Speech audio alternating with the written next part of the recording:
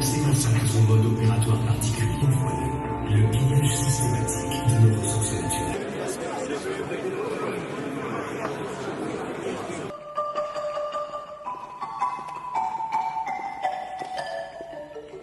Kambale.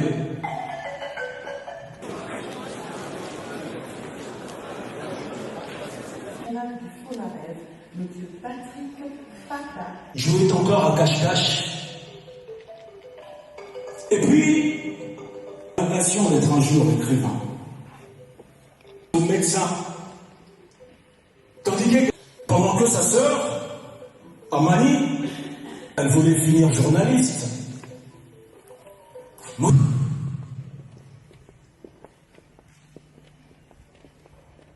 Des morts. Et encore des morts.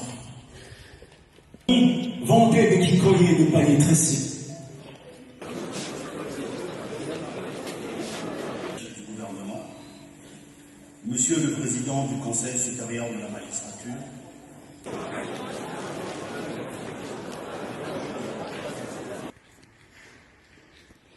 Excellence, Monsieur le Président de la République, chef de l'État,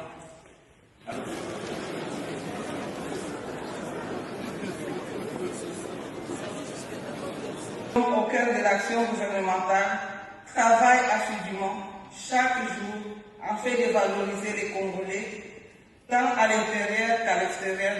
Deviendrai-je une ombre d'une histoire qu'on récite?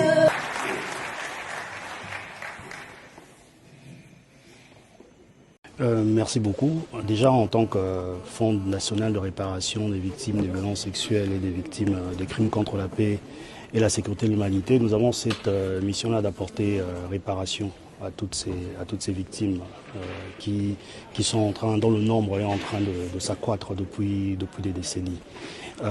Cette histoire n'est pas seulement la leur, mais ça concerne toute la République et donc tout Congolais.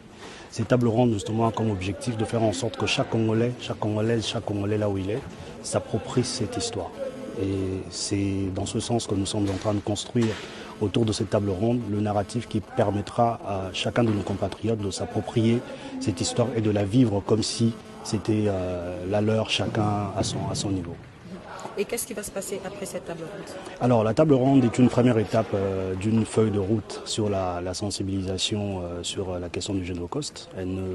Après cette table ronde, donc, on aura un narratif clair, des faits, des évidences qu'on pourra maintenant apporter au niveau international, qu'on va ensuite faire et valider sur d'autres activités comme un colloque international qui est prévu au mois de juillet.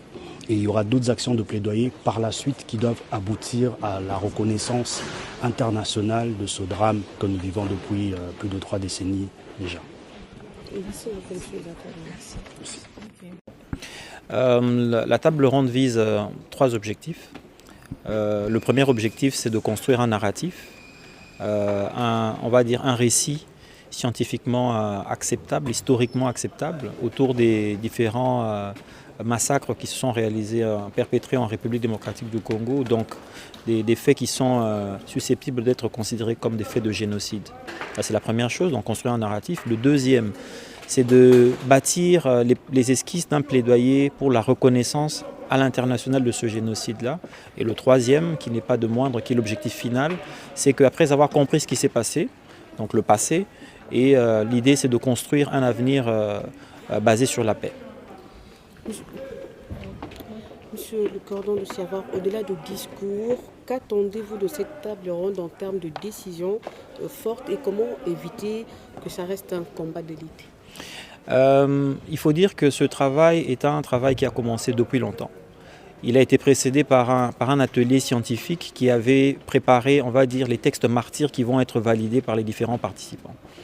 Et ce texte reprend en fait qui est la stratégie nationale d'appropriation. Il faudrait d'abord, avant de penser à un plaidoyer international, que les Congolaises et Congolais, quelle que soit leur origine, leur lieu de résidence, leur situation économique et sociale, comprennent d'abord ce qui s'est passé, l'histoire de la nation. Et après avoir compris, se l'approprient pour faire en sorte que demain, les mêmes Congolais ne soient pas utilisés pour commettre les mêmes choses. Ça, c'est la première chose. Donc, c'est l'objectif primordial. Et donc, pour ça, un document avait déjà été préparé. L'idée, c'est que les participants qui sont là, qui sont représentatifs des forces vives et des forces même politiques de la République démocratique du Congo, valident ce document qui va devenir la feuille de route du gouvernement de la RDC, qui va porter différentes actions pour faire en sorte, par exemple, que nos enfants apprennent l'histoire de la RDC, qu'est-ce qui s'est passé, pour que demain, eux ne soient pas utilisés comme, par procuration, comme des acteurs qui vont perpétrer encore ce genre de massacre. Donc nous pensons que une fois que la stratégie est adoptée, ça sera un document, la feuille de route qui va conduire toutes les actions par la suite. Monsieur le directeur général, ça fait 30 ans que la RDC est victime justement de toutes ces formes de violence, mais en même temps, vous parlez d'une reconnaissance internationale. 30 ans après, est-ce que vous pensez vraiment que vous allez obtenir cette reconnaissance? Qu'est-ce que vous attendez exactement de la communauté internationale? Il y a un temps pour tout. Il y a eu un temps où nous avons mûri la question et nous pensons qu'aujourd'hui les étoiles sont alignées pour que la voix de la République démocratique du Congo soit entendue. Et nous le pensons, nous avons dit que en interne nous devons faire un front commun, disons ça comme ça, pour définir quel est le discours, quel est le narratif du Congo, de la RDC sur ces questions-là. Une fois finalisé, nous allons nous tourner vers l'extérieur parce que nous attendons réparation, nous attendons fin de l'impunité et cela implique la communauté internationale. Nous ne pouvons pas le faire nous-mêmes.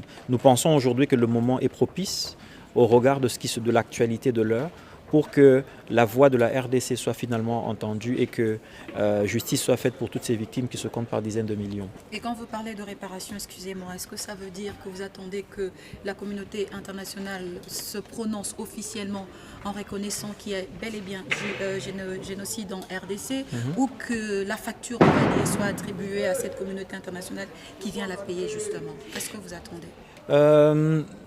La première des choses, c'est une reconnaissance. Et la reconnaissance est déjà le point de départ. Mais pour cette reconnaissance, nous voulons bien faire les choses. Nous voulons que demain, les faits qui seront présentés, comme on dit, les faits sont têtus, nous voulons rassembler ces faits-là dans un document qu'on appelle le narratif. Et à partir de là, ce sera la base de ce plaidoyer. Et donc, ce que nous attendrons, c'est premièrement cette reconnaissance. Et deuxièmement, comme nous l'avons obtenu dans un autre registre avec l'Ouganda qui a été condamné par la Cour internationale de justice à payer des dommages et intérêts, nous pensons, nous ne pouvons pas anticiper sur cela, mais qu'une réparation de quelque ordre que ce soit pourrait être envisagée également. Merci, M. le Corneille. Merci beaucoup.